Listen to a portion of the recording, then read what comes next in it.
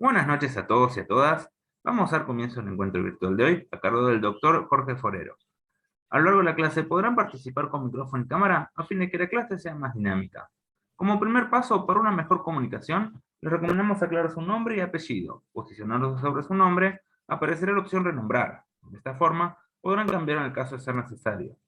Para que la clase se desarrolle de forma ordenada, recomendamos el micrófono cuando quieran participar y luego cerrarlo para evitar que se produzcan ruidos ajenos a la clase. Por último, ante cualquier duda o dificultad, pueden escribirme por medio de chat privado para ayudarlos. Muchas gracias y cuando quiera, doctor, puede comenzar.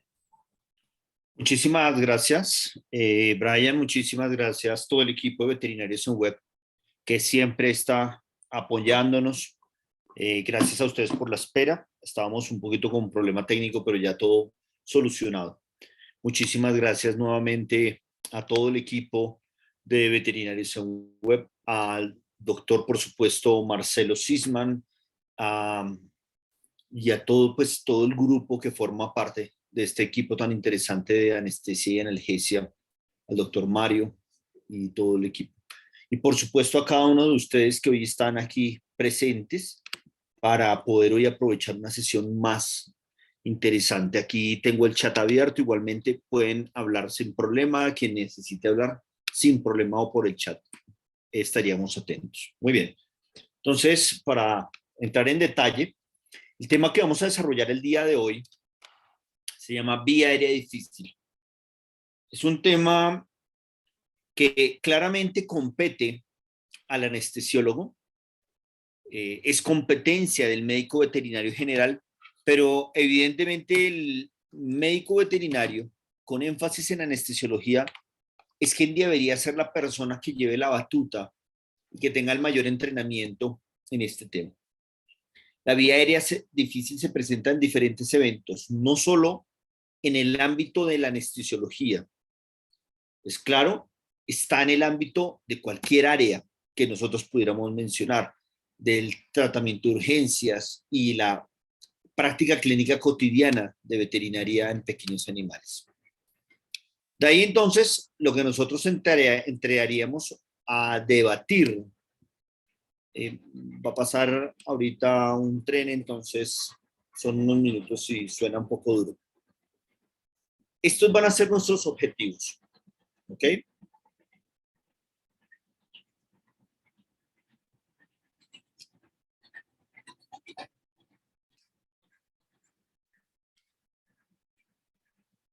Vamos a establecer protocolos para el manejo de vía aérea difícil, teniendo en cuenta los criterios de evaluación de la vía aérea difícil, ¿cierto? Prevista e imprevista. Siempre realmente el escenario más complejo es aquella imprevista, en que no teníamos programado esa vía aérea difícil y ocurre. Vamos a determinar cuáles son los planes o plan de intubación endotraqueal, cuáles son los planes o plan de oxigenación y cuáles son los planes de rescate. Y ahí vamos a determinar los pasos a seguir para hacer la extubación y qué haríamos nosotros post-extubación. Vamos a ver estos dos escenarios reales. Se filma con la intención de que en el paciente que tengamos complejidad podamos en un eventual caso mostrarle al propietario que se hizo las maniobras de RCCP, pero lo que quiero prever básicamente en este caso es la dificultad que muchas veces vamos a tener para acceder. Aquí ya lo coloqué el tubo, pero debido a que estamos en masajes cardíacos externos, puede llegar a ser un evento complejo. Y evidentemente vamos a hacer un abordaje de intubación lateral. Por esto que yo en el equipo de veterinarios siempre entreno diferentes técnicas de colocación de tubo endotraqueal, o sea, no solo en decúbito lateral, en esternal, en prono, en ventrodorsal, o sea, lo ponemos en todas las zonas, porque evidentemente puede ocurrir. Entonces, son pacientes que están bajo arresto para cardiorrespiratoria y estamos en proceso de reanimación. Muy bien. Para esta primera parte, quisiera que analizáramos un poco estos casos. Entonces, aquí en el chat, ¿cierto? Puede colocar su respuesta Entonces acá lo vamos a apuntar, respuesta. Muy bien.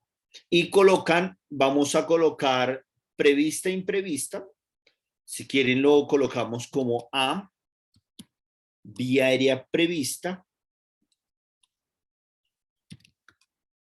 Correcto. Y B, vamos a colocar vía aérea imprevista. Imprevista. Es simplemente una serie de casos para que lo analicemos. Este paciente es un canino neonato. Es un paciente que inicia un cuadro de dilatación abdominal severa con una clara evidencia de dilatación gaseosa aparentemente en la radiografía. Se ve una dificultad de limitación de la vía aérea alta, pero lo importante es que entra en una crisis respiratoria, específicamente asociado a posible broncoaspiración. Vomitó y regurgita. Vamos a colocarlo, por favor, si me ayudan a escribir en el chat. Si es una vía aérea prevista e imprevista. Es un neonato. Neonato, estamos hablando de 15 días, 20 días de nacido. ¿Cómo clasificarían este manejo de vía aérea difícil? ¿Es una vía aérea prevista o es imprevista? Muchas gracias, Mario. Cuando manden la respuesta, si quieren la mandan para todos, para que todos podamos verla. Yo ahí estoy viendo la de Mario, es prevista. Victoria la envió prevista. Viviana, muy bien. Jessica Rivas, perfecto, estamos muy bien. Entonces miren la vía aérea de este paciente. Nos toca hacer el acceso de vía aérea. El paciente tiene sangrado en la vía aérea alta. Está haciendo una condición clínica, como mencionamos, de broncoaspiración, distrés respiratorio. El paciente llega en crisis. Miren la guía que utilizamos para la intubación. Tenemos que estar haciendo succión. Vieron esa perilla que utilizamos de succión de bebés. Y estoy utilizando una guía de intubación para poder acceder específicamente. Posteriormente a eso, ya lo tenemos con vía. Utilizamos un tubo 2. Ahí ya lo tengo con ventilación, ya lo estamos manejando medicación, manejando la parte térmica, ¿cierto? Claramente es una vía aérea prevista. Entra a ser una vía aérea prevista porque es un paciente neonato. Todos los pacientes neonatos tienen una vía aérea difícil y tenemos que estar atentos a ese cuadro. Muy bien, vamos a mirar este segundo cuadro clínico.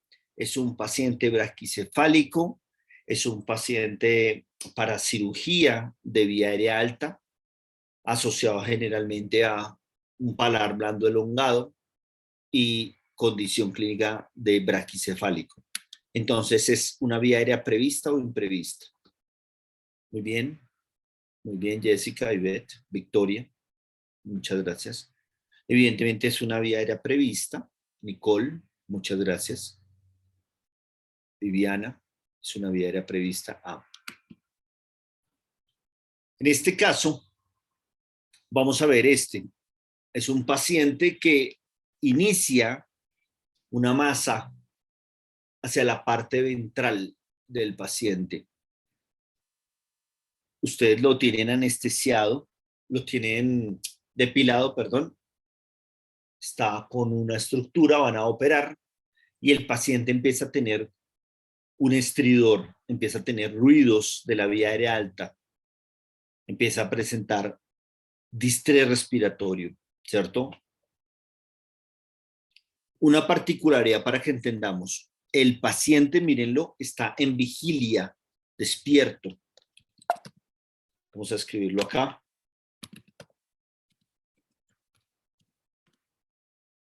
Se llama en vigilia.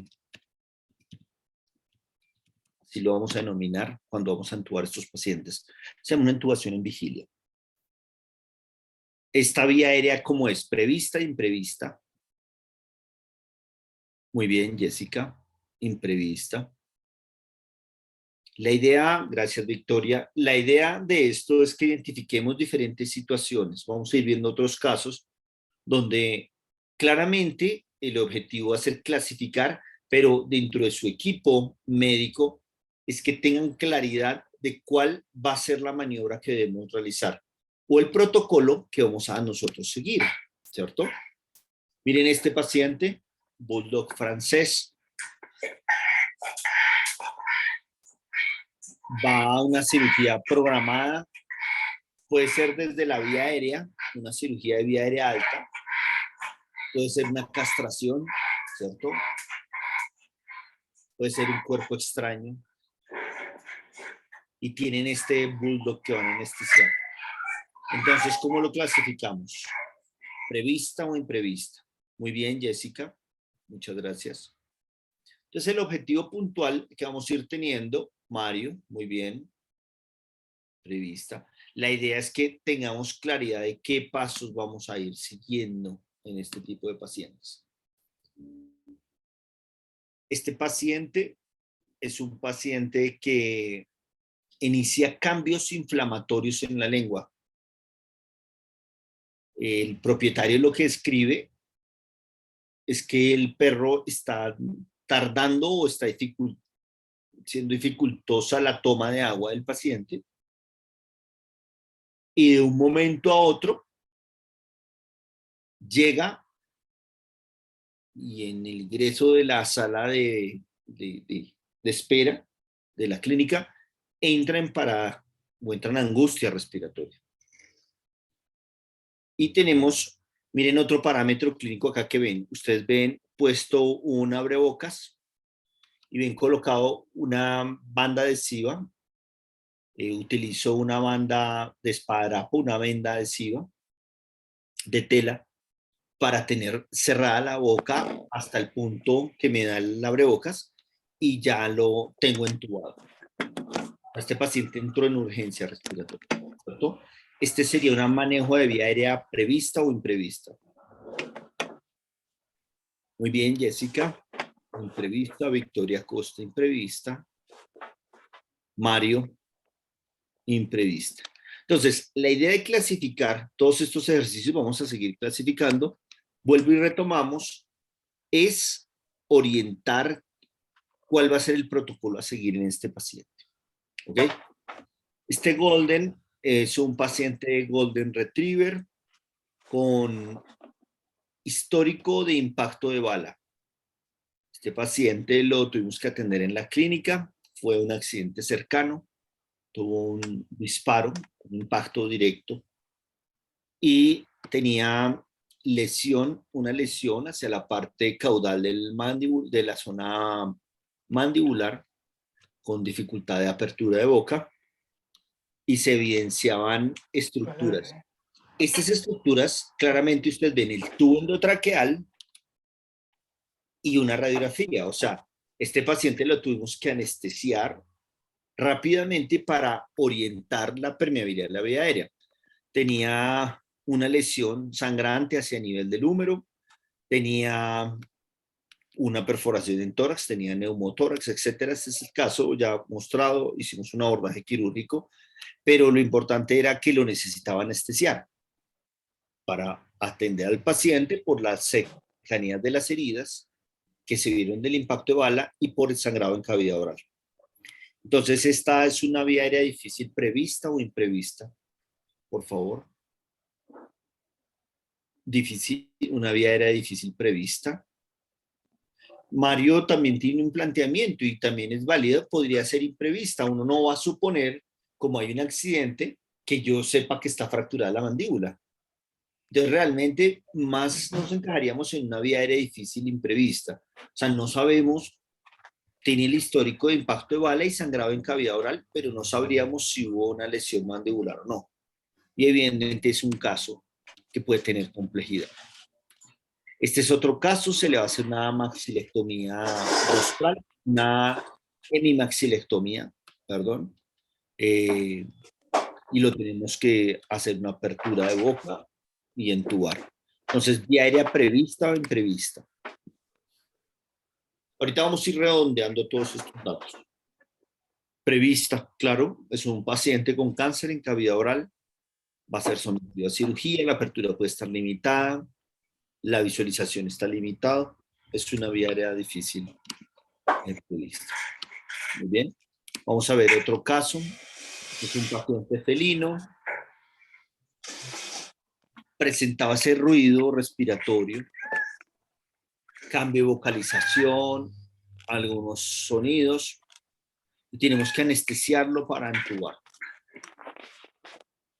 Es un paciente que viene perdiendo peso corporal y no tiene claridad el diagnóstico, no sabemos qué es lo que pasó y se va a anestesiar para explorar, hacer una traqueoscopía y una broncoscopía confirmatoria. ¿Este sería una vía aérea difícil prevista o imprevista? Por favor, contestamos. Todo paciente con cambio de vocalización, sonidos en vía aérea alta. Claro, este caso puntualmente era un caso asociado a pólipo. Es un paciente con masa. Miren la masa. Esa es la masa que está ubicada cerca de la laringe. Claramente, cuando ustedes van a hacer acceso de vía aérea a este caso, la laringe se ve completamente ocluida, no tiene una adecuada luz para nosotros poder ingresar. Estos pólipos nasofaríngeos tienen una condición clínica de vía aérea difícil prevista y lo vemos de esa manera. Estos dos tipos de casos es un paciente con politraumatismo, caída de gran altura, es un felino que llega con sangrado nasal, ya lo tenemos anestesiado o lo estamos explorando y lo vamos a acceder y nos encontramos con esa escena complementaria. Y el caso 2 es una anomalía congénita y es un caso para corregir la vía aérea congénita.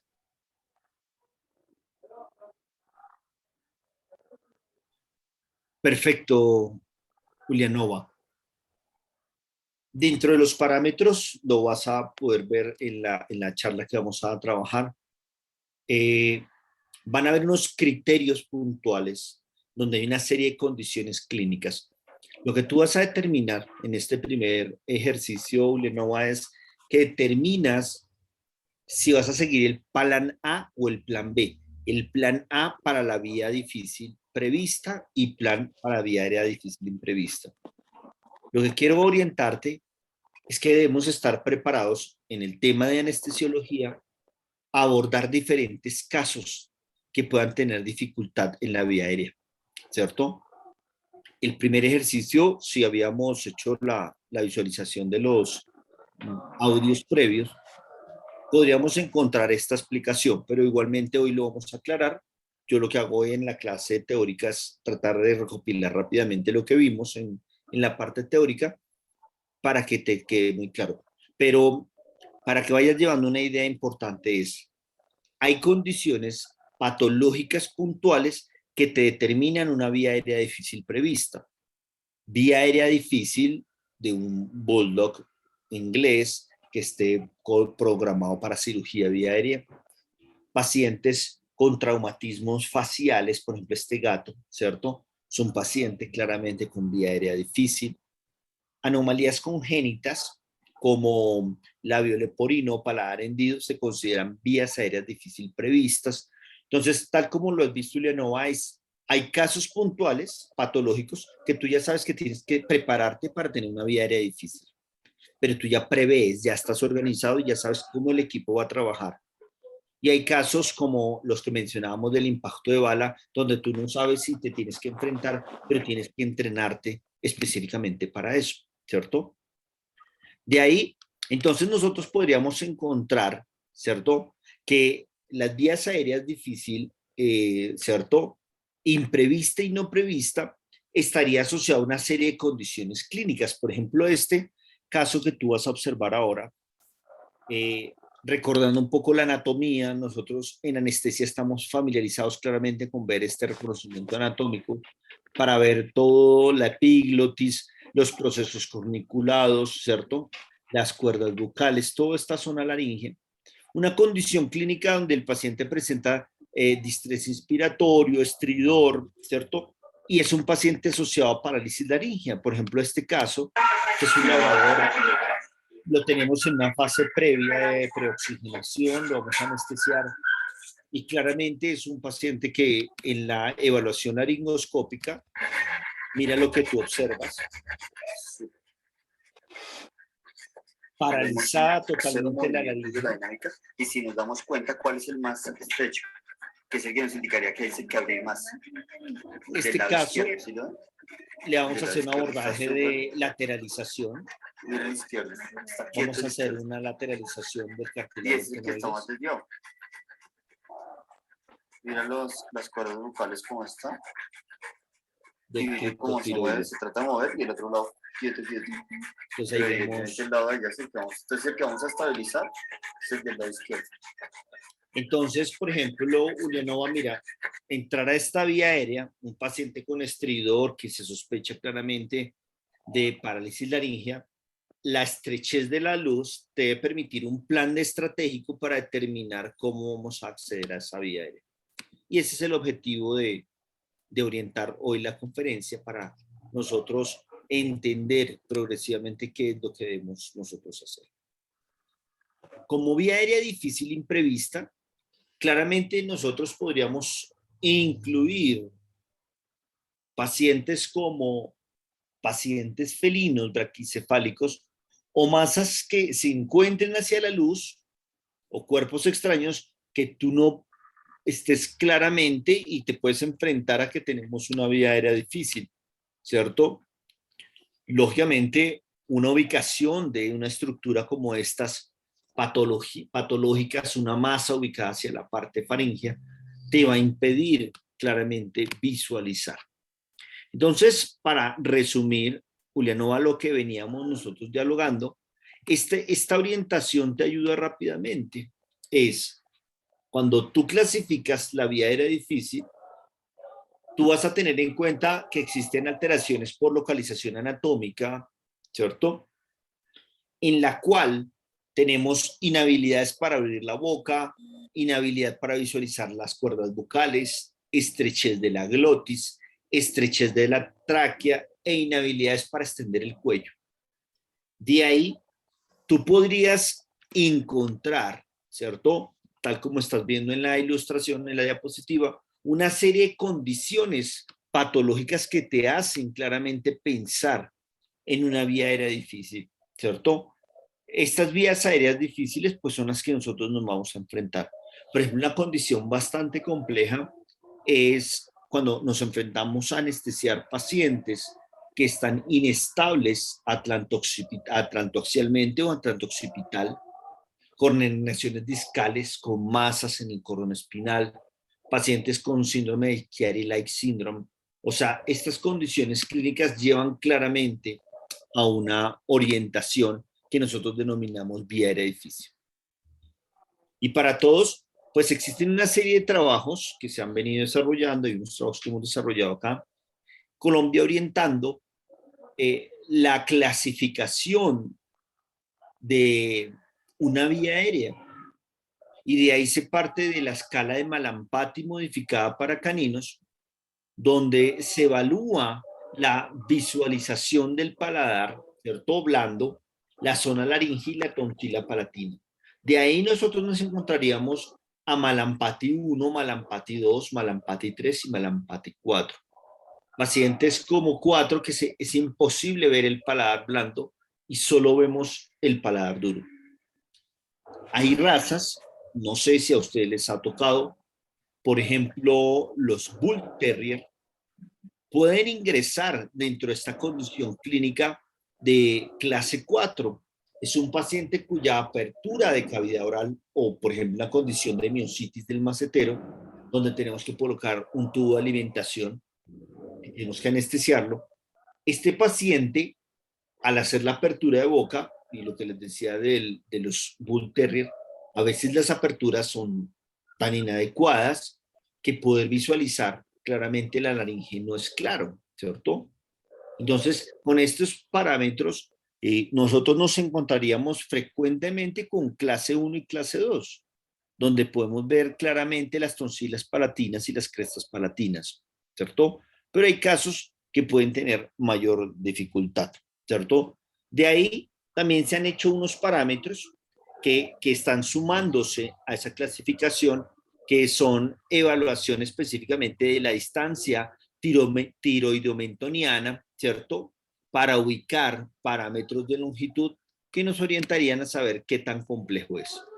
Y de ahí damos una orientación de si es un paciente fácil de intubación o difícil de intubación. Otro tipo de clasificación específicamente, la Corr-McLean, ¿cierto? Y que va sumando para determinar si ese paciente tiene o no tiene una vía aérea difícil de intubación, ¿cierto? De ahí, entonces, esas sumatorias de parámetros simplemente nos da una clasificación para determinar qué razas pueden ser de vía aérea prevista con complejidad, ¿cierto? Entrando ya un poco en tema, lo que siempre ustedes deben de tener, de analizar en cada paciente, es que hay que priorizar el cuidado del paciente. Y ahí aplicamos claramente los lineamientos del ABCD, de la atención de paciente de urgencia, donde la A es esa integridad de la vía aérea, ¿cierto? La buena suplementación de oxígeno, que haga una muy buena ventilación, hacer un acceso vascular, tener en cuenta los disturbios asociados a otras condiciones y los tipos de distrés, donde escribiendo claramente el ABCD de cada paciente, vamos a clasificar y dar una orientación rápida a nuestro caso. De ahí sale una serie de orientaciones para el abordaje de vía aérea difícil. Quien más ha estudiado esto, por supuesto, es los grupos de anestesiología de medicina humana. Por eso en todas las aproximaciones que yo tuve por primera vez a este tema, fue básicamente en talleres de vía aérea difícil en medicina humana. Al trabajar nosotros como veterinarios asesores en la parte de modelo experimental, podemos tener la oportunidad de participar en estos talleres y fue ahí donde realmente empecé a entender el tema de vía aérea difícil y que evidentemente deberíamos nosotros ponerlos en práctica. Con dos elementos. El primer elemento claramente es tener en la zona donde nosotros sacamos anestesia de nuestros pacientes, tener claramente un carro de paro y un carro de vía aérea difícil. O sea, una zona específicamente planeada para vía aérea difícil. Y lo que usted va a tener básicamente es lo siguiente.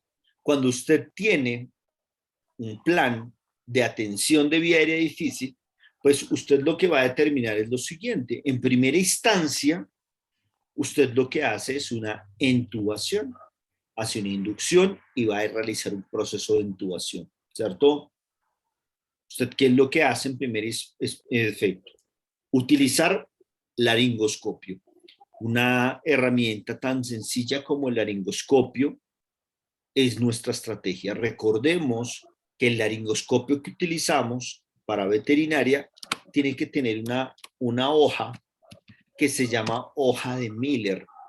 Entonces, el kit de laringoscopio debe idealmente tener todas las hojas Miller, de 1 hasta 5.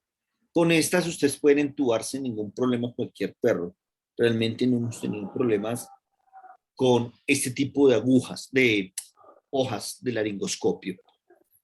Usted coloca, posiciona adecuadamente el paciente, hace la exploración por laringoscopia y lo que usted va a determinar básicamente es la visualización, ¿cierto?, del cartílago aritenoides, ¿cierto? Una orientación que utilizamos frecuentemente es la utilización del boogie, ¿cierto? El boogie fue una de las guías de intubación que ustedes vieron que utilicé específicamente en el paciente pediátrico, que ustedes lo ven ingresando, vamos a verlo más adelante. Hay diferentes guías de intubación, pero el boogie es una muy buena alternativa porque puede suplementar oxígeno simultáneamente. ¿Qué habría que tener en cuenta? El primer parámetro que hay que tener en cuenta es que usted no debe superar más de 4 intentos en intubación. Uno diría, oiga, pero ¿de verdad pasa eso? Claro, pasa evidentemente en nuestra práctica que vamos a intubar y fracasamos la intubación. Claramente el mejor parámetro cuando hay dificultad de acceso de vía aérea, el primero es la suplementación de oxígeno. Oxigene al paciente. Y la oxigenación se logra con 2 o 3 técnicas. Primera técnica, máscara facial. Segunda técnica, la colocación de una cánula o idealmente, como tenemos el paciente anestesiado, una máscara laringea, que ya tenemos acceso en veterinaria a la máscara laringea, ¿cierto? Y evidentemente estas serían las mejores técnicas. Una vez que usted puede evaluar este parámetro, el parámetro de evaluación del proceso de intubación no es solo visual. El solo visual puede generar errores y claramente es visualizo y creo que intubé. Y la visualización podría generar falla. Y más si usted es el que está evaluando y comprobando. Evidentemente la técnica más objetiva es que usted tenga un auxilio de visualización, ¿cierto? Técnicas de visualización accesorias o la utilización de la capnometría. La capnometría no le indicaría falla a usted a determinar que si marca CO2 no está ubicado en estómago, sino evidentemente está en tráquea. Pero en este plan inicial de vía aérea no prevista, en el que usted intentó intubar y no logró, o sea, falló la intubación, evidentemente la máscara laringea sería la técnica de mejor respuesta clínica que tiene evidencia actualmente tanto en medicina humana como en medicina veterinaria. Entonces, ¿qué nos está analizando en primera instancia? En primera instancia es que si nosotros no adquirimos diferentes máscaras laringeas que pueden ser usadas rápidamente en braquicefálicos, en pacientes felinos, yo pensaría que el felino puede eventualmente, cuando uno está en proceso de formación y aún trabajando diariamente, puede generar algo de dificultad del acceso de la vía aérea felina. Muy bien. Entonces, tener la máscara laringea es una de las mejores estrategias. Recordemos que vienen por pesos corporales, pacientes de 1 a 2 kilos, de 1 a 3, de 3 a 5, de 4 a 6, ¿cierto? Y mayores de 5 kilogramos. Básicamente estas máscaras laringeas son un dispositivo que se llaman máscaras Bigel, que son máscaras dispuestas para ingresar al esófago. Usted ingresa a fondo al esófago y produce una oclusión del esófago, permitiendo permeabilizar, ¿cierto? Con oclusión de la laringe, mover claramente una oxigenación y una ventilación satisfactoria por toda la tráquea. ¿Cómo se colocaría este dispositivo? ¿Cierto? O veamos en primera instancia cuáles serían esas partes de este dispositivo. Las partes de este dispositivo, sabemos que pues una de las vías aéreas difíciles que nos enfrentamos en práctica principalmente son los conejos. Realmente es una de las vías aéreas que puede ser realmente difícil si no utilizamos dispositivos visuales para intubar común y corriente, puede generar una dificultad. Peter, tú lo puedes utilizar como plan B en la oxigenación de un paciente que tenga dificultad. Generalmente pensemos que los braquicefálicos serían los que te dan más frecuencia de dificultad de vía aérea.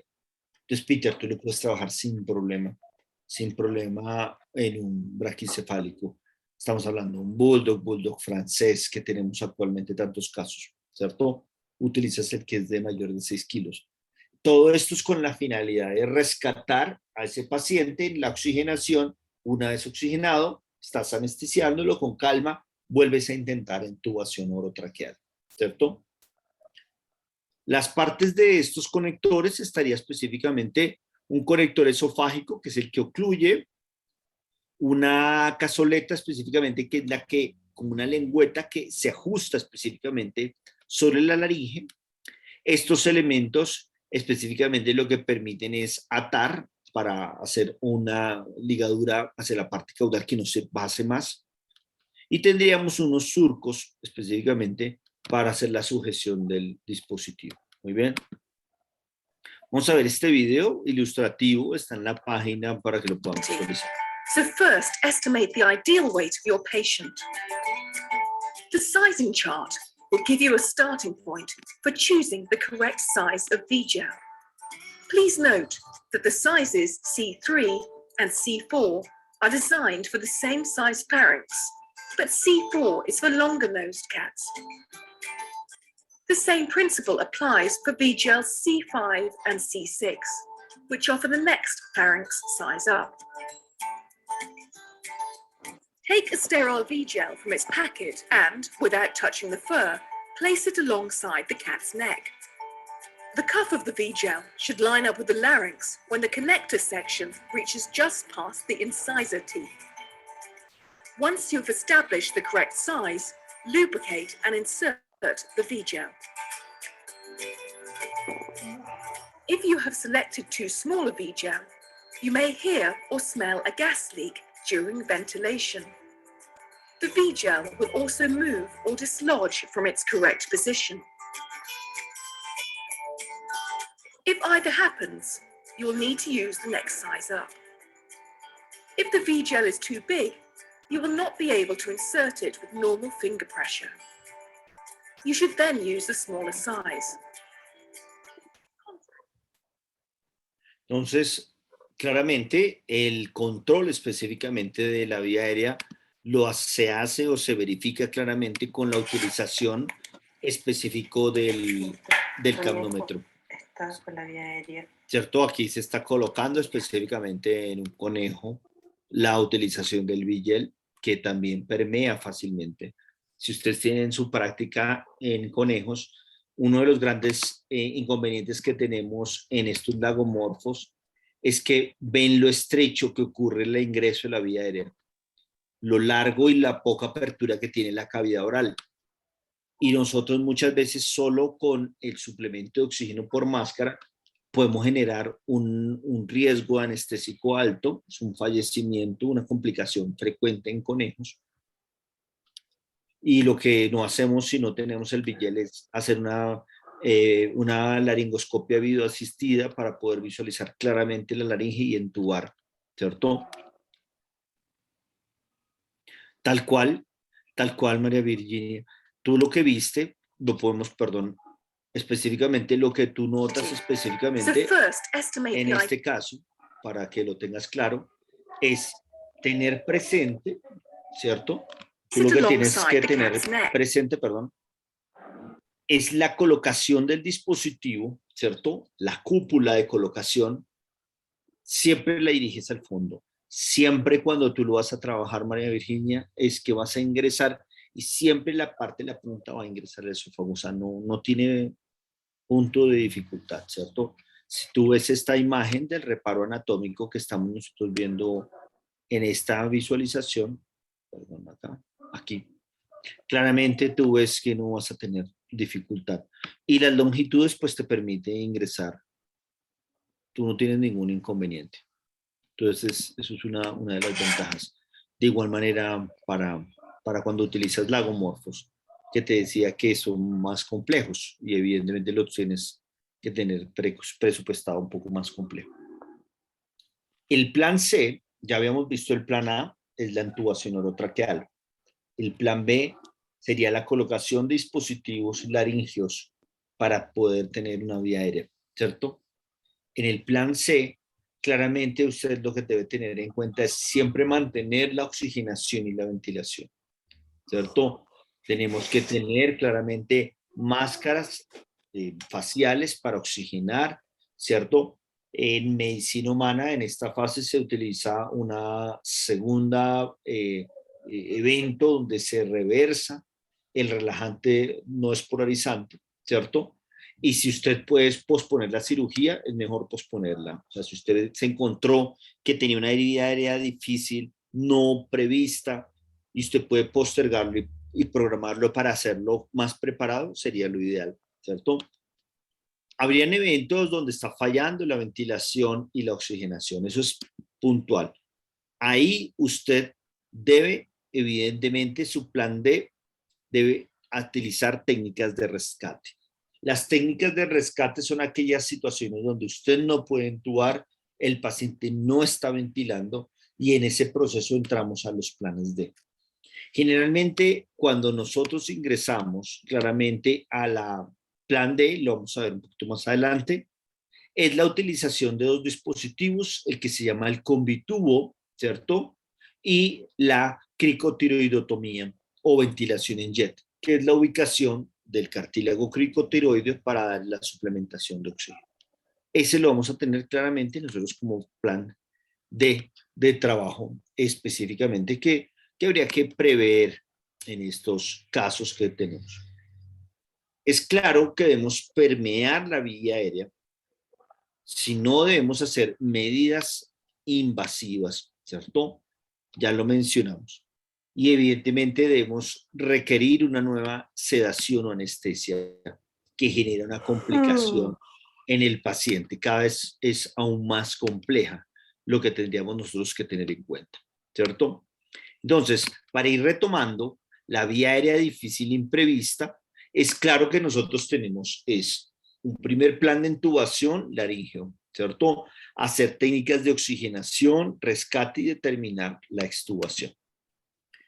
¿Cómo hacemos entonces la fase de preoxigenación? La fase de preoxigenación es algo que sugerimos para todos los tipos de pacientes, no solamente para los pacientes que tienen vía aérea prevista, vía aérea difícil prevista o imprevista, sino todos los pacientes. La manera de preoxigenar, podemos trabajar dos técnicas, una de 3 litros por minuto por 3 minutos, ¿cierto? Generalmente lo recomendamos en pacientes que no tienen ninguna posibilidad o que tienen 0 riesgo cardiopulmonar. Y pacientes geriátricos cardiopulmonares, iniciamos o sugerimos 5 litros 5 minutos. En ambos casos, las fracciones inspiratorias de oxígeno 25 a 45%, o sea, debemos utilizar técnicas que aseguren esta FiO2, ¿cierto? Evidentemente no tendríamos reparo en utilizar unas 2 cánulas nasales y colocar máscara facial. De ahí vamos a encontrar que tenemos una serie de elementos, como mencionábamos, que deben ir en el carro de vía aérea difícil, ¿cierto? Esto debería ir involucrado, las máscaras Bigel, las laringoscopios con pilas que estén funcionando, máscaras faciales, tubos de diferentes tamaños, ¿cierto? ¿Cómo lo vamos a hacer? Entonces tenemos dos tipos de pacientes. Un paciente que lo hacemos en paciente anestesiado y el otro que tendríamos pacientes en vigilia.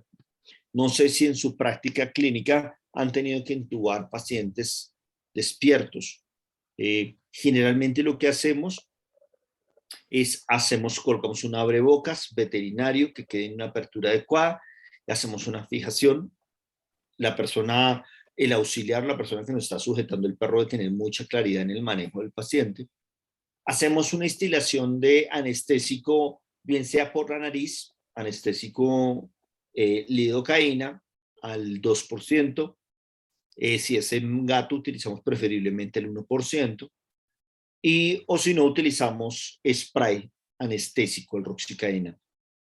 Una vez que han pasado de 2 minutos, ahí hacemos inmediatamente el acceso.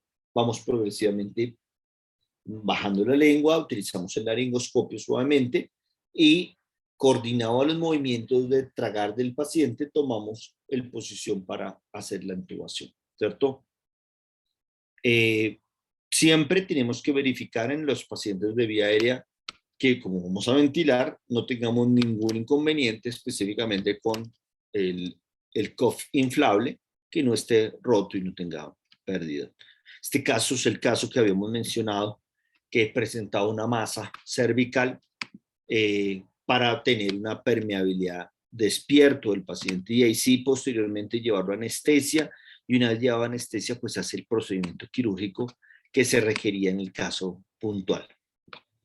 Cuando utilizamos protocolos anestésicos, utilizamos técnicas anestésicas ultracortas, ¿cierto? Cuando nosotros hablamos de técnicas ultracortas es dentro de su arsenal anestésico, cuál es el anestésico que le asegura más rápidamente entrar en plano al paciente de tipo inyectable para que usted pueda rápidamente controlar la ansiedad del paciente. Claramente, pacientes que se encuentran en condición más compleja, por ejemplo, Nicole sugiere la utilización de Propofol. Yo, en muchos casos, utilizamos un sinergismo de midazolam con un opioide. Por ejemplo, utilizamos midazolam con buprenorfina o utilizamos midazolam con butorfanol, ¿cierto? Tú utilizas ese protocolo neuroleptoanalgésico preoxigenando y muchas veces podemos entubar. Hay casos donde utilizamos dosis de fentanilo, ¿cierto? Un opioide un poco más potente, remifentanilo, donde podemos rápidamente ingresar más fácil a la vía aérea. El propofol, lógicamente, Nicole, sería una opción utilizado. Nicole, ¿tú cómo utilizarías el propofol? Si me lo escribes ahí, ¿qué dosis lo trabajarías? Peter nos menciona. No, claro, Peter, muchas gracias por tu aporte. Evidentemente, cuando estamos familiarizados a la ventilación mecánica y utilizamos relajantes musculares, ¿cierto? Por ejemplo, rocuronio, pues sería una excelente alternativa y se comporta muy, muy bien. Muy bien, Nicole. ¿Y qué dosis utilizas el propo? ¿Cómo lo utilizas? Cuéntame un poco para orientarte de acuerdo a la experiencia que yo trabajo y lo debatimos un poco cómo lo estás trabajando tú.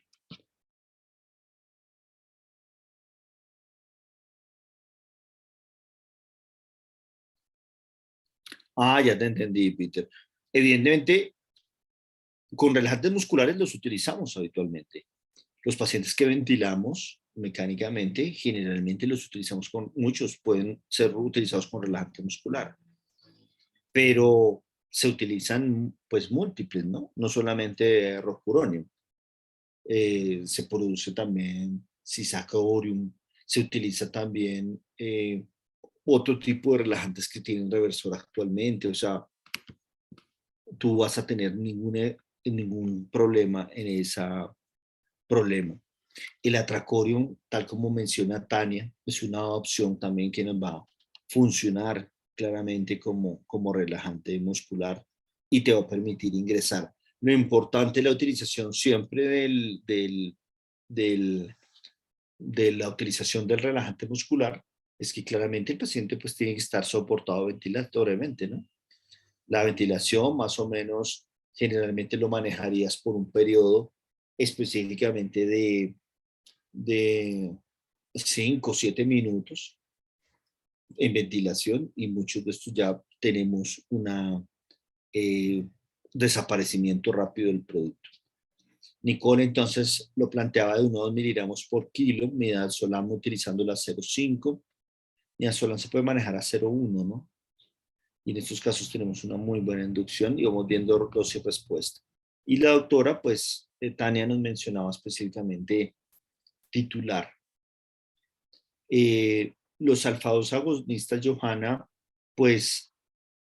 perdón, habitualmente no lo entramos en este tipo de pacientes. Puede ser eventualmente la dexmeto, ¿cierto? No sé si tú tienes el antídoto de silacina, también podría ser eventualmente, pero preferiríamos más dexmeto para hacer ese procedimiento. No utilizaría Soletil con silacina, no me parecería demasiado riesgoso en pacientes de vía aérea utilizar este protocolo.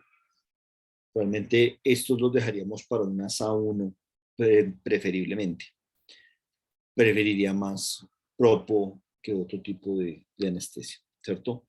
Entonces, lo que hacemos en el protocolo anestésico es bajar la frecuencia respiratoria. Lógicamente, facilita el trabajo ventilatorio, ¿cierto? Ya que va a generar una disminución de la turbulencia que genera incomodidad específicamente de la vía aérea del paciente, ¿cierto? Entonces, el primer plan, entonces cuando nosotros hacemos plan de intubación por visualización directa, es lo que estamos observando en nuestra imagen. Vemos claramente todo el paladar duro, vemos paladar blando y podemos visualizar la epiglotis. Con esta hoja Miller número 3, esta es una Miller 4, perdón, bajamos la epiglotis para poder hacer una laringoscopía directa, ¿cierto? Y evidentemente este proceso puede estar claramente en el paciente con apnea, ¿cierto? El paciente previamente ha tenido preoxigenación y en ese momento ingresamos a intubar y iniciar el proceso de ventilar, ¿cierto? La ventilación la iniciamos fácilmente en la fase inicial con el ambú y luego ponemos ya el ventilador a trabajar específicamente. De diferentes maneras hay que aprender. Nosotros en el área de anestesia exigimos que las personas que están con nosotros tengan el entrenamiento de intubación de diferentes puntos. No solo external, hay que tener en cuenta que puede ser lateral o dorsal. Ustedes me dirán, ¿por qué dorsal? Y evidentemente el problema es que están operando y de pronto en la acomodación del paciente, jalan al paciente, no tienen presente que está y se extuba el paciente. Y usted tiene una pérdida anestésica. Si usted está monitoreando saturación de oxígeno, empiezas a ver caída de oxígeno, verificas el tubo, eventualmente miras que el CO2 deja de marcar, la frecuencia respiratoria no marca, el mismo tubo puede estar ocluido, si usted tiene un ventilador, pues le va a aumentar la resistencia a la vía aérea, el tubo puede estar acodado, doblado, pues evidentemente tenemos que recurrir a un recambio o quitar el tubo. El ejercicio que principalmente nosotros hacemos, ¿cierto? Es específicamente, tal como menciona la doctora Tania, el manguito puede estar roto y al estar roto no estamos ventilando correctamente, el paciente se sale de plano, no encontramos el objetivo. Entonces, evidentemente hay que hacer un recambio. Entonces, para eso utilizamos intercambiadores de tubo, ¿cierto? Es la mejor estrategia. Eventualmente, que no lo tengamos, tenemos que extubar y rápidamente volver a entubar. Entonces, son 1001 razones que tendríamos nosotros que tener en cuenta en pacientes que nosotros podemos tener pérdida del tubo transoperatoriamente y tenemos que entubar. Por eso tenemos que estar preparados, ¿cierto? Siempre la utilización del laringoscopio es una estrategia, nuestra primera estrategia, claramente, ¿cierto? Hay secreciones, a veces regurgita el paciente y presenta secreciones en la vía aérea y no permite visualizar. O imagínense lo grave, que haya vómito, sangre, etcétera, y todas esas secreciones la entremos con el tubo endotraqueal a la boca. Entonces uno hace una higienización de la boca con clorhexidina, succiona muy bien, y ahí sí realizan la intubación para uno evitar específicamente complicaciones pulmonares posteriores. Aquí claramente visualizamos en la técnica de intubación, pues visualizamos claramente los cartílagos aritenoides, ¿cierto? La epiglotis la desplazamos hacia ventral y aquí podemos instilar 0.1, 0.5 ml de lidocaína dependiendo del tamaño. En gatos 0.3 ml de lidocaína al 1%. Algunos sugieren la aplicación de gel de lidocaína en el tubo. Habitualmente yo no lo utilizo, utilizamos más o el lidocaína en spray o la lidocaína inyectable. Y siempre preoxigenando. Esa es la vía aérea normal, ¿cierto? Entonces eso es lo que nosotros debemos entender. Cuando la laringe está muy cerrada, podemos hacer una ligera compresión del tórax para que la laringe se expanda y el anestésico va a facilitar. Claramente en gatos es muy recomendado la utilización del anestésico local al 1% de lidocaína, no exceder porque pueden generar en el postquirúrgico parálisis laringea en recuperación, pero el colapso laringio es muy frecuente. Entonces ahí es donde utilizamos nosotros las guías de intubación para que nos sirva de orientación para la intubación del paciente. Estas hojas que están viendo acá son las hojas Miller de laringoscopio y utilizamos las hojas habituales curvas.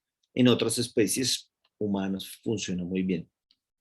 Una vez que nosotros vemos que esa laringe de pronto es muy pequeña y es difícil, nosotros debemos tener previsto siempre diferentes tamaños de tubos. Un tubo un poco más pequeño, uno o dos tubos más pequeños del diámetro ideal. Muchas veces tenemos dificultad para hacer el acceso del tubo endotraqueal. Entonces, ¿qué hacemos? Ponemos nuestro tubo más pequeño. Vamos a suponer, vamos a colocar un tubo 10, un tubo 12 en un paciente, un bulldog, en un bull mastiff, o vamos a anestesiar, por ejemplo, un terranova, y tenemos este tubo planeado. Y evidentemente en la fase inicial vemos que la laringe está muy reducida. Podemos ingresar con un tubo 7, un tubo 6.5. Ingresamos, ventilamos unos minutos, llevamos el paciente a un buen plano, utilizamos intercambiador de tubo y pasamos nuestro tubo más adecuado, ¿cierto? Vamos entonces a mostrar, ¿cierto?, La algún insuflación en la evento vía aérea siempre de lo debe que ser hacemos. monitoreado con mango Bueno, de presión. Entonces lo que hacemos es simplemente ajustamos. En este video, qué pena, iba a mostrar específicamente respecto a la insuflación de mango.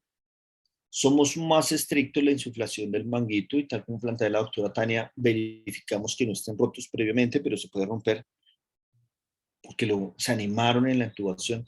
Pero algo muy importante es que en procedimientos, por ejemplo, los pacientes que hacemos ventilación mecánica en cuidado intensivo, son pacientes que pueden estar 3 días, 2 días en ventilación mecánica. Entonces, claramente tenemos que hacer recambio y el problema de no monitorizar la insuflación del mango, tenemos riesgo. Entonces, aquí voy a poner un video de cómo lo monitorizamos. Nuestro sensor a nuestro dispositivo. Vamos a insuflar a presión. Algo súper importante es que siempre pensamos que este valor es el adecuado. Vamos a colocar un volumen de aire.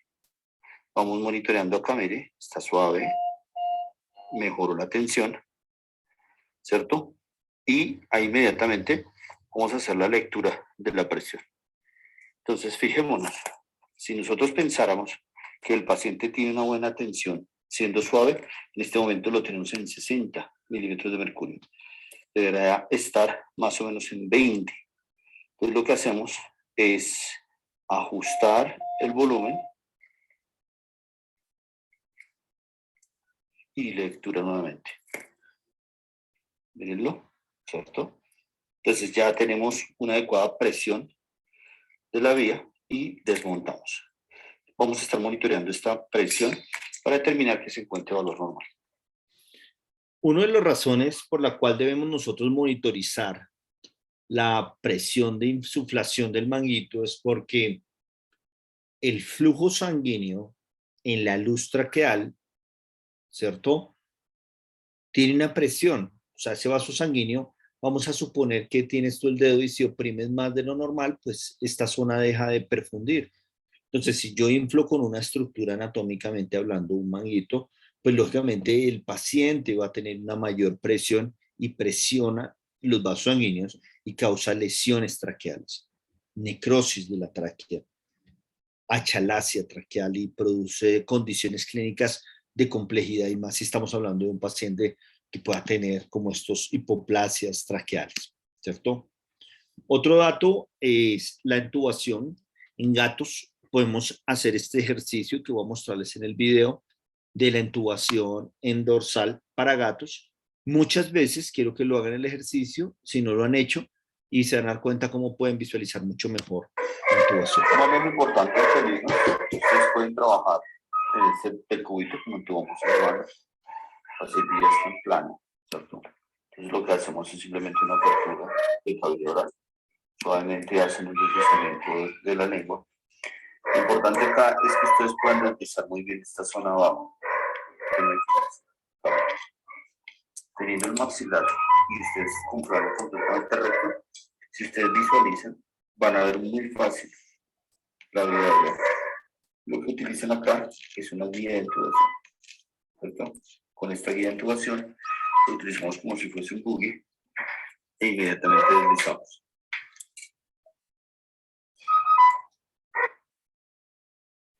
Peter, son las guías que vienen en los, o sea, tú los vas a buscar como guías de intubación. Y en tubos más grandes utilizamos buggies. Vamos a mostrar más adelante los buggies. Pero esa guía, pues sí, es de la marca de los tubos, evidentemente, es siliconada, tiene una estructura rígida, su parte cubierta es un plástico atraumático y te permite entubar. Pero si ves el deslizamiento tan agradable, ¿no? Cuando tú lo tienes acá, más o menos vamos acá,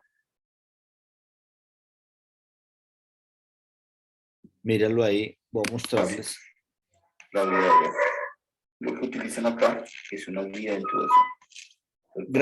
Gracias Mario. Sí, eventualmente hay estructuras que podrían utilizarse. Esta es bastante delgada. Si ustedes notan, claramente está diseñada para ensamblarse. Miren en el tubo, perdón, a ver si lo alcanzamos a ver acá. Pero acá en la punta del tubo, no, en la parte contraria, donde ensamblamos, ahí viene tal cual para conectarse.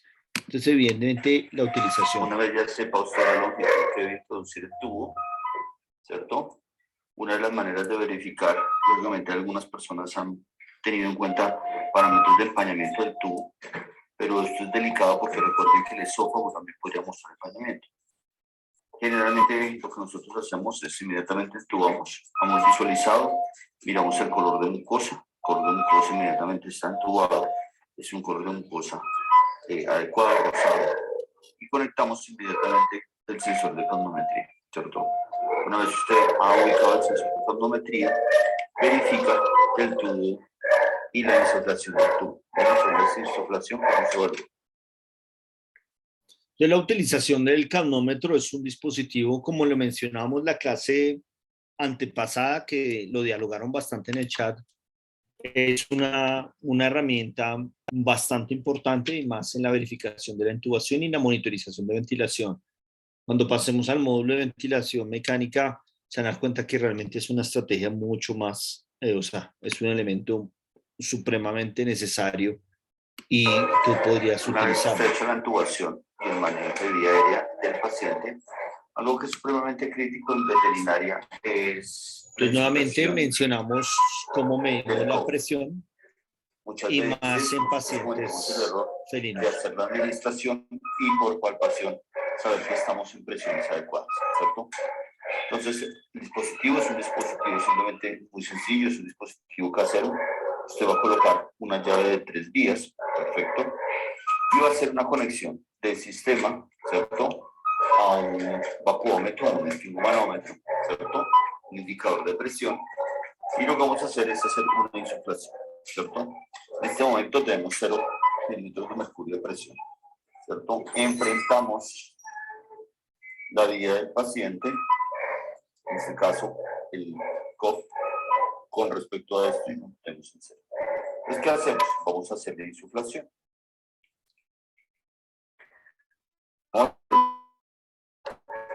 ¿Cierto?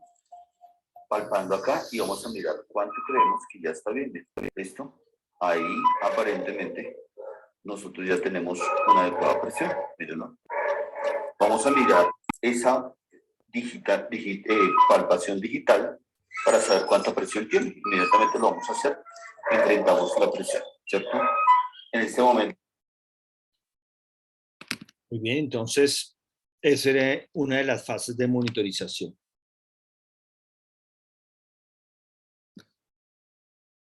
No, María, la presión no varía, varía el volumen. Es claro, o sea, el volumen que tú insuflas para cada tubo va a variar, pero la presión que tú optimizas de la vía aérea es menor a 20 milímetros de mercurio. ¿Sí te queda claro, María? Sí. 20 milímetros de mercurio. Vamos a dejarlo acá, escrito, para que nos quede claro. Muy bien. Entonces, haciendo específicamente como estos planes de intubación, hay algunas estrategias donde podemos hacer una presión sobre el cartílago tiroides hacia arriba, como para manipularlo, ¿cierto? Y de esa manera determinar que estamos trabajando específicamente. Hay vías aéreas difíciles, grados 3 o grado 4, donde evidentemente tenemos que recurrir a otro tipo de estrategias. Estos son los carros específicamente de vía aérea difícil que mencionamos. Para estas estrategias, entonces, nosotros, aparte de ventilar con mascarilla, lo que nosotros utilizamos son estos tubos que se llaman Frobat. Estos tubos son los tubos ideales de intubación. Estos tubos son los que van dentro del tubo endotraqueal, van asociados a los diferentes tipos de tamaños. Más o menos se pueden trabajar sin problema desde el más o menos fácil, desde el 5, 5.5. Cuando ya son más pequeños, sí nos toca utilizar la guía de intubación que ustedes observaron en el otro parámetro. Esta se llama Eichmann, o sea, son diferentes tipos de tubos. Este es Frobat, este es Eichmann, ¿cierto? Mire, tiene un conector en la punta, nosotros podemos suplementar oxígeno, tiene un ligero pliegue. Estos tubos los hemos utilizado, por ejemplo, aquí estamos utilizando un tubo de Red Rubber para hacer la intubación, son esterilizables, ¿cierto? Van ubicados dentro de la luz y de esa manera los trabajamos. Este es el buggy que más yo utilizo, ¿cierto? Este buggy usted lo utiliza primero, le sirve a usted como intercambiador de tubo e introductor de tubo, ¿cierto? Existen dispositivos con cánula crico para que usted pueda poner con cánula de crico este tipo de tubo y usted guía la intubación desde la boca o desde la laringe. Entonces, por ejemplo, en este caso, el taller que se estaba haciendo en el modelo, se pasa el crico y se manda hacia afuera la guía, el estilete, y luego se pasa el estilete para facilitar la intubación. Otra técnica específicamente de manipulación de suplementación, como un tipo de válvula CPAP, es la válvula de Busignac, es una de las válvulas que va a funcionar sin problema para usted ventilar pacientes. Máscaras faciales, utilizamos las máscaras faciales veterinarias, y este modelo Busignac es una técnica muy sencilla para la utilización específicamente de trabajo. Ya habíamos hablado un poco de la máscara laríngea, que era nuestra estrategia de intubación para el manejo de perros. Los otros dispositivos que se utilizan para la visualización son los dispositivos de videolaringoscopía. Actualmente el videolaringoscopio que más utilizamos, pues lógicamente son, nosotros tenemos la posibilidad de trabajar con broncoscopio y el broncoscopio es el que más vamos a utilizar. Estos simplemente son algunos dispositivos que existen en el mercado. Está el King System, el GlideScope. Todos estos tipos de dispositivos pues permiten simplemente ingresar los tubos, ¿cierto? Por ejemplo, aquí estamos trabajando con el GlideScope. Son talleres, como yo les mencionaba, en modelos de medicina humana. Estos los he utilizado yo para perros. Funciona muy, muy bien. Se visualiza muy bien. Está conectado y por acá usted mismo va visualizando, tal como estamos viendo. Miren la laringe, la vamos a ver en la pantalla, y complementariamente pasamos nuestra guía de intubación. El tubo va paralelamente a la zona, ¿cierto? Estos videolaringoscopios pues lógicamente son usados con tubos desde 6.5. El otro dispositivo que trabajamos es este, es un dispositivo STORS, donde pasamos nuestro tubo endotraqueal, ¿cierto?, por dentro del tubo, y lo que va a hacer es ayudar, y se llaman un tipo de laringoscopios rígidos. Entonces, con estos laringoscopios conectado a un dispositivo, en este caso un telepac, ahí está un poco salido el tubo, hay que meter un poquito más el tubo, allá quedó bien introducido. Con estos técnicos o dispositivos es una guía metálica, vamos ingresando hasta visualizar la epiglotis. Qué bueno que le pasó eso. No estamos viendo Entonces estos dispositivos permiten facilitar. Retírese. ¿Qué está pasando? ¿Cierto? Entonces es un dispositivo que se trabaja. Aquí lo estamos viendo, los utilizamos para las laringoscopías. Ahí estamos trabajando un Yorkshire Terrier con patología de hipoplasia traqueal, ¿cierto? Vamos ingresando, hacemos una exploración. Algo que habitualmente nosotros en veterinaria no tenemos mucha rutina es el monitoreo de la vía aérea previo o posterior a la intubación, ya que pueden haber riesgos de pacientes desarrollar ruptura o perforación de la tráquea. Son pacientes con hipoplasia traqueal, son pacientes muy delicados, los vamos visualizando. En este caso vamos a hacer, por ejemplo, una toma de secreciones de vía aérea de paciente. Y lo otro, que es la tendencia actual en anestesiología humana y que es una tendencia que quisiera trabajarse en medicina veterinaria, es la utilización de los fibrobroncoscopios, ¿cierto? Ustedes lo que hacen, preoxigenan, están trabajando oxigenación, tienen tubos para la utilización del broncoscopio, que permite específicamente ir guiando, ir visualizando para determinar correctamente el ingreso, tal como estamos viendo, que hagamos una intubación, no vayamos a hacer intubaciones endobronquiales, lleguemos correctamente a la colocación específicamente del tubo del paciente. Este es un poco de la parte anatómica de cómo se corresponde el túbulo, el pulmón derecho, pulmón izquierdo, cómo se observa específicamente en el lóbulo apical, ¿cierto? Derecho, que está más craneal, ¿cierto? Que el lóbulo izquierdo, siempre lo vamos a visualizar de esa manera y reconocemos un poco la anatomía. Entonces, lo que quería mostrar es que existen dispositivos claramente que le van a permitir a usted mejorar la visualización, poder tener más claridad de ese vía aérea que puede llegar a ser difícil, y de esa manera nosotros lo podríamos ingresar. Muy bien, dentro de los planes de oxigenación, específicamente, ¿qué habría que tener en cuenta? Dentro de los planes de oxigenación es cómo nosotros llevamos un nivel más alto de la presión arterial de oxígeno del paciente, o sea, superarlo.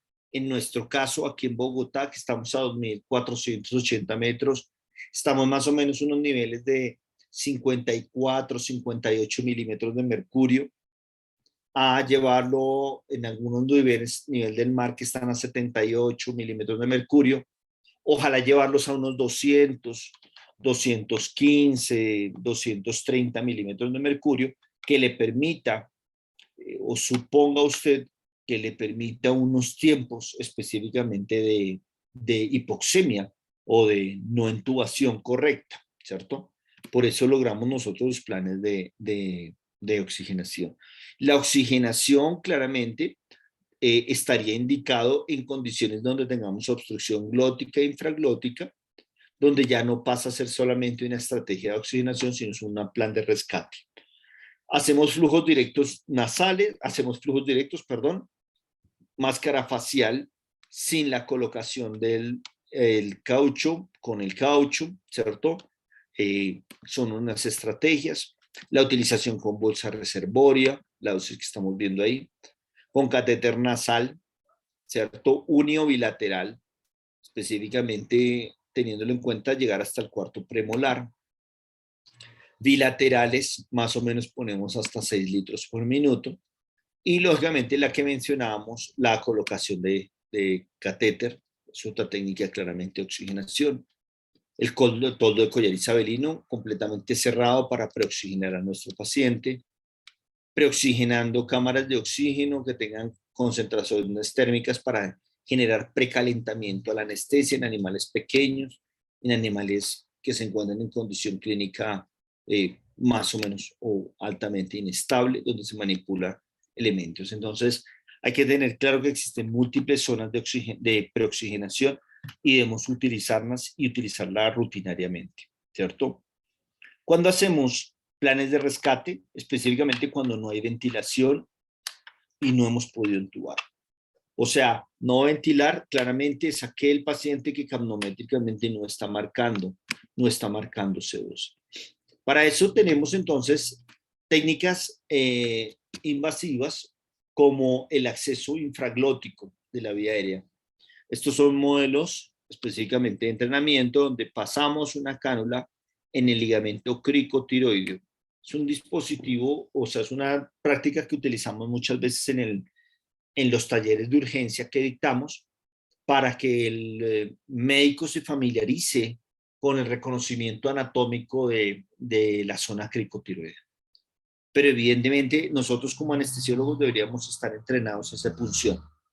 Simplemente los invito a que cuando tengan un cadáver puedan hacer estas punciones para que las practiquen y las puedan verificar de una u otra manera para que sepan que está llevándose correctamente.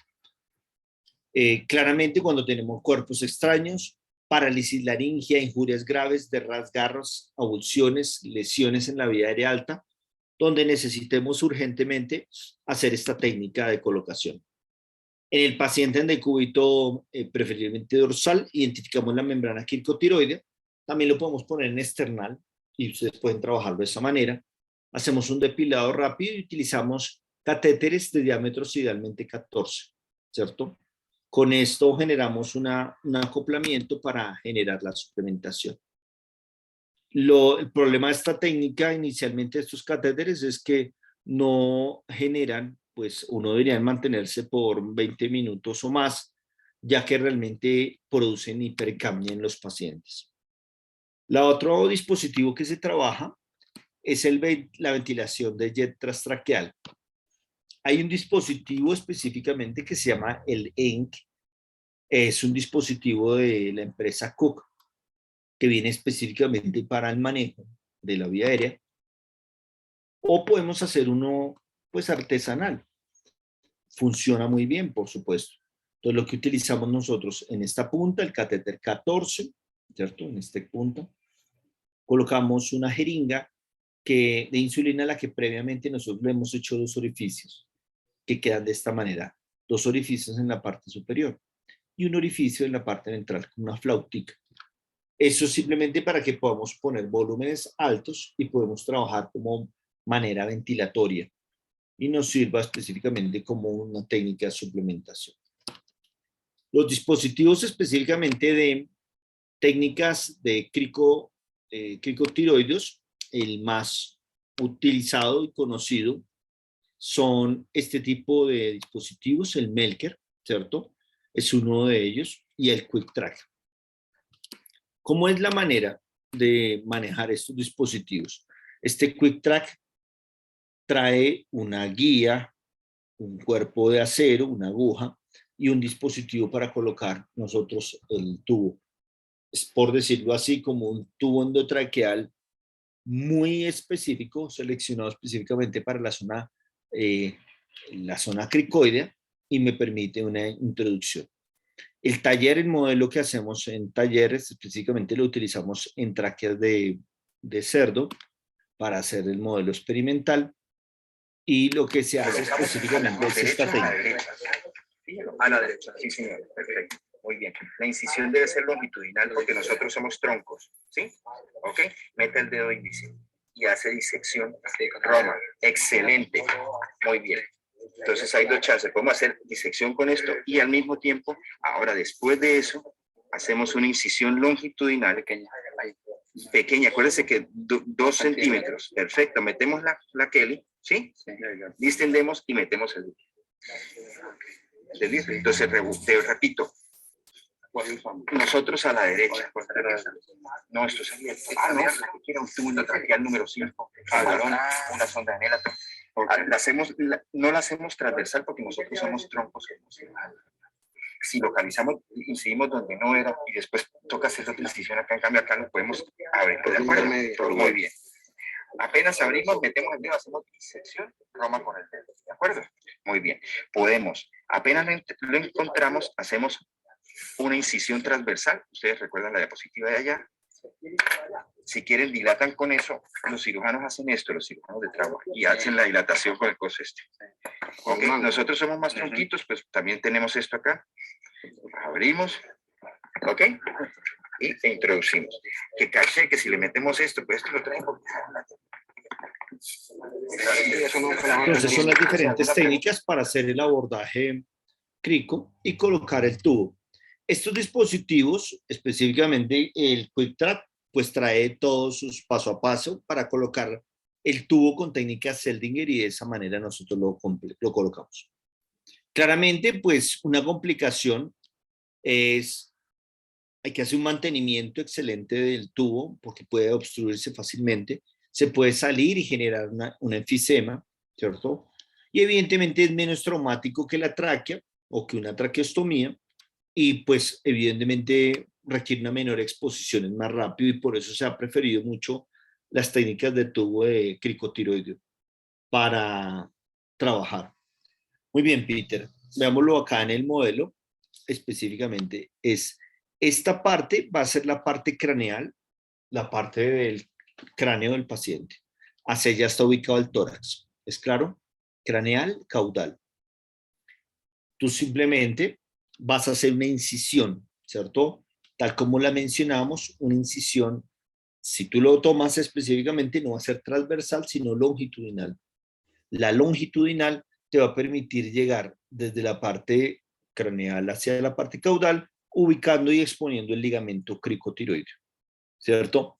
Una vez que identificas el ligamento cricotiroideo, perforas ligeramente y pasas la pinza de Alice para hacer la apertura, ¿cierto? Tú lo puedes hacer con técnica percutánea o con disección. Evidentemente la mejor técnica en la fase de urgencias es una técnica incisional para que tú estés seguro de la apertura. Las zonas anatómicas de involucramiento no tienen que ser mayor de las que estarías trabajando. Estás muy cerca. Lógicamente no alcanzarías a trabajar músculos específicamente, ni esternotiroideos ni esternocleidomastoideos. Solamente piel, y vas a encontrar exposición muy lejos. Los músculos braquicefálicos van a estar lejos. Tú no vas a tener ningún inconveniente, ¿cierto? Esa es la manera que trabajas. ¿Qué habría que tener en cuenta? Hay que tener cámaras de humidificación porque tú estás teniendo pérdida de la vía aérea alta. Para el ingreso de la oxigenación se ponen humidificadores y claramente podemos estar cada 4 o 6 horas instilando 0.1 ml de solución salina estéril, ¿cierto? Para poder humidificar y mantener adecuadamente ese tubo. Siempre hay que estar pasando tubos pequeñitos para generalmente sondas, utilizamos sondas urinarias para hacer limpieza y succionamiento del tubo, mantener limpio esa zona, ¿cierto? Evidentemente habría que tener precaución específicamente de generar la succión, el vacuum, porque pues va a producir problemas hipoxémicos si generalmente hacemos eso. Estos tubos deben ser reemplazarse generalmente cada 24 horas, ¿cierto? Hay pacientes que por parálisis laringea requieren sometidamente el de crico y evidentemente es una indicación clave que podríamos nosotros manejar en este tipo de condiciones. Se hace un manejo específico antiséptico de la herida sin problema y se hace una sutura una vez que se retire. Se hace limpieza y se hace una reducción clara de la zona. Ya casos más avanzados, específicamente de manejo de vía aérea difícil, sería la traqueotomía temporal, ¿cierto?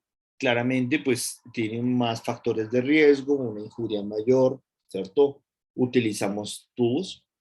Nuestro paciente que tenía la masa ubicada en la parte faríngea, no podía deglutir, no podía respirar bien. Este paciente empezó a entrar en distrés respiratorio, tuvimos que hacer una intubación en vigilia. La luz era supremamente pequeño por la zona que estaba acá. Este paciente me tocó hacerle traqueostomía, un tubo de alimentación, un catéter central, lograr controlar esa infección y posteriormente a eso, pues ya se extubó, se hizo el cierre y ya sin problema fue desarrollándose. Pero en este caso es un caso claro de traqueostomía. Lo que hay que tener anatómicamente claro es ubicar los músculos esternocleidomastoideos y esternocleidomastoideos, ¿cierto? Para hacer la apertura y la colocación del tubo. Este paciente lo tuvimos como 5 días con un traqueotubo. Catéter central lo tuve como más o menos 2 semanas y el tubo de alimentación como 1 semana y media para nosotros específicamente trabajar. Recordemos lo que lo hacemos en el 4º y 5º anillo, ¿cierto? Y un 50% de la circunferencia. Hay que tener precaución con la incisión del nervio laríngeo recurrente. Por eso se habla de que la traqueostomía puede tener una complicación laríngea específicamente. Muy bien. Este es un paciente de los que tenemos específicamente como complicación de ventilación. Igualmente lo vamos a hablar en el módulo de ventilación para no trabajar ese tema. En el plan de extubación, ¿cierto? ¿Qué habría que tener en cuenta en el plan de extubación? Existe una incidencia de complicaciones respiratorias en la intubación, en la extubación traqueal 3 veces superior a la de un tipo de intubación convencional, ¿cierto? Entonces, estos pacientes tienen un mayor, lógicamente, riesgo de complicación. Los criterios clásicos de extubar un paciente, para que nosotros tengamos en cuenta estos pacientes de vía aérea difícil, es primero estabilidad hemodinámica, que la parte respiratoria esté funcional, esté espontáneamente con fracciones inspiradas de oxígeno del 21% y con eso logre una saturación adecuada y un valor capnométrico adecuado y empiece a presentar reflejos protectivos y un estado neurológico adecuado. Entonces, lo que hacemos nosotros es una maniobra específicamente de reclutamiento en el proceso de la extubación y monitoreo, ¿cierto?, de las secreciones, del movimiento de la laringe, si se puede hacer un monitoreo laringoscópico para mirar que estemos correctamente. Algo que se puede utilizar en algunos casos, y evidentemente lo hacemos, si nos enfrentamos a un caso de vía aérea difícil, por ejemplo, una vía aérea difícil en un braquicefálico, a los cuales le hicimos una cirugía de laringe, hicieron unas cirugías de cartílagos sacrolaringeos evertidos, una rinotomía, etcétera. Estos pacientes evidentemente se benefician y nosotros lo trabajamos con dexametasona. Generalmente ponemos 0.25 miligramos por kilogramo en la fase de recuperación para reducir un poco de inflamación. Algunas personas lo han manejado preoperatoriamente, o sea, antes, cuando van a iniciar el procedimiento quirúrgico, ponen la dexa. Generalmente nosotros ponemos al finalizar el procedimiento a esa dosificación, ¿cierto? Y la idea, evidentemente, es la monitorización específicamente de campos pulmonares por ecografía para determinar que no se desarrolle ningún tipo de edema específicamente. Muy bien, 9:30. Entonces vamos a entrar ya a nuestra parte final, que hace referencia al manejo de la vía aérea difícil prevista, ¿cierto? Nuestro último tema. Se habla de manejo de área difícil prevista, condiciones clínicas como braquicefálicos, ¿cierto? Paciente geriátrico, razas gigantes, pacientes con parálisis laringea, razas miniatura con inestabilidad o colapso traqueal, y se ha mencionado en el King Charles Cavalier, asociado a síndrome de Chiari-like síndrome, a siringomelía, donde la colocación podría generar disfunción específicamente de la parte ventilatoria por la compresión específicamente hacia la zona occipital cercana al bulbo olfatorio. Entonces se sugiere específicamente ser considerado como un paciente de manejo de vía aérea difícil prevista. Si trabajan en otros modelos de especies, lógicamente incluiríamos a los conejos, a los lagomorfos y a los cerdos. Los cerdos son vía aérea difícil, necesitan una técnica de intubación correcta para nosotros poder hacer un acceso adecuado.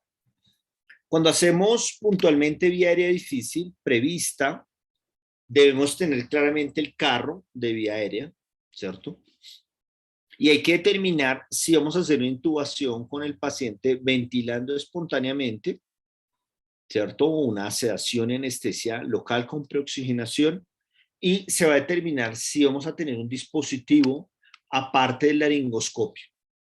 O sea, vamos a tener fibroscopio, una máscara laringea FaxTrack, un Bigel, si vamos a hacer una intubación nasotraqueal o si vamos a hacer una utilización de un laringoscopio, un videolaringoscopio. O sea, siempre el plan B en una vía aérea de FIL prevista debería ser tener un dispositivo de visualización más alto. Por eso es que progresivamente hemos invertido no solo en equipos para la vía aérea difícil, sino también los utilizamos específicamente para el diagnóstico clínico de patologías respiratorias, porque pues una de las áreas que más trabajo actualmente es el área de de neumología es específicamente prestar esos servicios en el área, la parte respiratoria, entonces por eso hemos adquirido este tipo de tecnologías. El plan B de la vía aérea difícil prevista específicamente es un acceso quirúrgico, bien sea crico o tráquea, ¿cierto? O sea, claramente es un caso de ingreso. Estábamos viendo a nuestro paciente braquicefálico, bulldog inglés, estacianótico, un estridor marcadísimo, es un paciente bastante complejo. Este paciente puede tener muy seguramente y va para corrección de anomalías anatómicas de paladar blando, de láminas estenóticas. Habría que tener en cuenta que podría tener cuerposidad y pues cartílagos etmoideos erráticos que generan turbinas aberrantes que generan mayor alteración. Tonsilas edematizadas, ¿cierto? Edemas laringeos, todos estos casos son pacientes que tienen ese comportamiento como el que están viendo. Sáculos laringeos, miren este sáculo laringeo que estamos viendo acá, vertido totalmente. Es una laringe muy reducida, es una tráquea hipoplásica, la de este bulldog inglés, que es la que estamos estudiando. Y lógicamente entraría en este panel de casos los pacientes que tienen colapso traqueal, patología de tráquea. Entraría acá, ¿cierto? Entonces, yo sugiero, no sé si ustedes lo tienen recomendado, pero yo sugiero para los bulldog, o sea, todo lo que son bulldog francés, inglés, si quisieran ustedes incluir, yo incluiría, ya también incluimos los Yorkshire Terrier, Chihuahua, incluyan imagen radiográfica preoperatoria. Por favor, háganlo de rutina. Se van a encontrar con más de un caso que ustedes van a determinar que tiene patología de vía aérea que podía ser claramente prevista, que podríamos tener claridad de esa anomalía y nosotros no haber tenido en cuenta eso. Entonces, les va a ayudar a ustedes les va a servir a ustedes prever esto y que no van a tener ustedes ninguna complicación en la intubación. Y segundo, que ustedes no van a tener posterior complicación en la anestesia. Porque el paciente en una manipulación es una tráquea muy friable, se puede complejizar. No sé si ustedes tienen rutinariamente ese protocolo, tomar radiografías, pacientes braquicefálicos, pacientes Yorkshire Terrier, pacientes felinos, o sea, los pacientes que ustedes saben que tienen riesgo, tengan unas buenas radiografías. Ojalá radiografías dinámicas, ¿no? En fase inspiratoria, expiratoria, en proyecciones laterolaterales, pueden visualizar y van a tener una muy buena opción para determinar esa condición. De igual manera, pues también pueden encontrar cambios, ¿cierto?, asociados al parénquima pulmonar, pacientes que puedan tener complicaciones como bronquitis crónica felina, pacientes que tengan agrandamiento atrial izquierdo, ¿cierto?, alteraciones valvulares, comportamientos o secundarios que puedan desarrollar hipertensión pulmonar con agrandamiento atrial y ventricular derecho. Entonces, son orientaciones que ustedes podrían ir teniendo y previendo específicamente en ese caso. Muy bien. Entonces, básicamente era lo que queríamos hoy traer a colación, traer específicamente una información de pacientes de vía aérea difícil. Es un tema bastante interesante. Ustedes saben que específicamente hay un consenso que se está trabajando para vía aérea difícil en medicina humana y en medicina veterinaria, pues estamos por supuesto llamados los practicantes de la anestesiología a tener claridad de este manejo de la vía aérea difícil. Muy bien.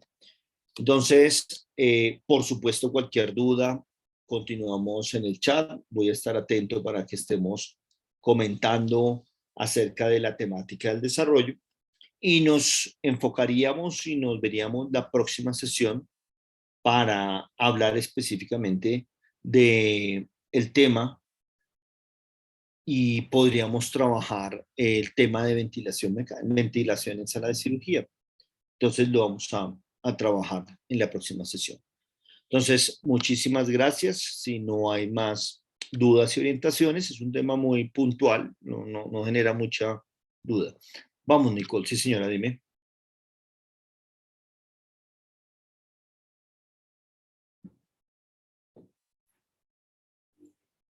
Entonces, Nicole, ¿quieres ponerlo en voz y hablar? No hay problema, Nicole. Bueno. Muy bien. Entonces, la patología que tú estás teniendo en ese paciente es muy clara. La patología inflamatoria de origen traumático del pulmón lleva al paciente a presentar pérdidas, ¿cierto? Por tensión superficial y por capilaridad, procesos hemorrágicos en la vía aérea.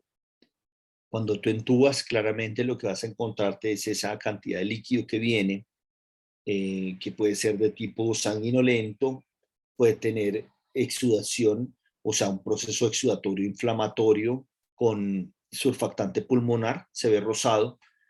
Estos pacientes claramente de hemoptisis y sangrado, el tratamiento que tú tienes evidentemente es ventilación mecánica. ¿Qué sucede? Lo que tú tienes que entrar es generar una mayor resistencia para poder ingresar el aire y de esa manera, respetando las presiones, generar una reposición. En la fase inicial, la solución de ese paciente, lógicamente tú ingresas, va a salir una porción de tubo, succionas, pero inmediatamente lo pones a ventilación y la técnica por la que ventilamos a estos pacientes son ventilación controlada por presión. Y este paciente lo vamos a tener ventilado hasta que logremos mantener una perfusión. De acuerdo a eso vas a determinar maniobras solo médicas o determinar una maniobra quirúrgica. Hay casos, evidentemente, donde tienes un pulmón tan afectado que necesitas pues, tener un neumotórax abierto, un neumotórax a tensión. En este accidente, puedes tener, evidentemente, una laceración pulmonar mayor, donde tienes que hacer una lobectomía. Entonces, partirías específicamente de controlar la permeabilidad de la vía aérea. Y la permeabilidad de la vía aérea es intubación y ventilación controlada por presión. ¿Cierto? Eventualmente eso lo podemos hablar un poco en el tema de ventilación.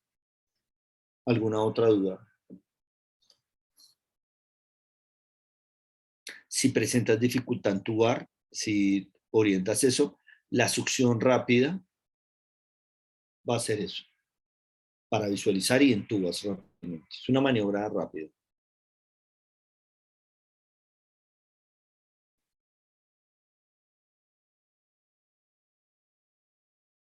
Excelente. Muchas gracias, Nico. Gracias por el caso y el comentario. Sí, pero evidentemente eso es lo que te toca hacer.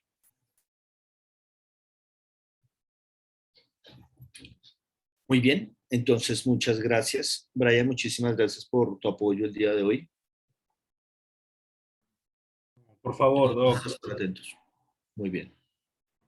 Bueno, muchas gracias, Doc, por la participación en el encuentro virtual de hoy. Les recuerdo a todos que a partir de mañana podrán encontrar el link de la acción en el campus y que cualquier duda o consulta pueden hacerlo vía foro. Muchas gracias, doctor, y muy buenas noches a todos. Muchas gracias. Feliz noche.